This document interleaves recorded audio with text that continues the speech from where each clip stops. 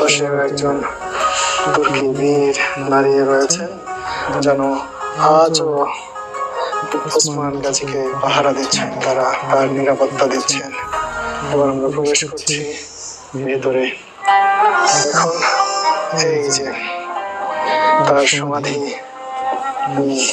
নিজ চোখে দেখতে পাচ্ছি। আমরা এই সেই সমাধি, এখানে চিরনিদ্রায় শায়িত রয়েছেন তুর্কি বীর ওসমান গাজী। কি আশ্চর্য কথা, তার সমাধি কত সুন্দরভাবে সংরক্ষণ করা হচ্ছে, কি কারুকাজ তার সমাধির। চিন্তা করুন, তিনি আজ নেই, তার কীর্তি আজও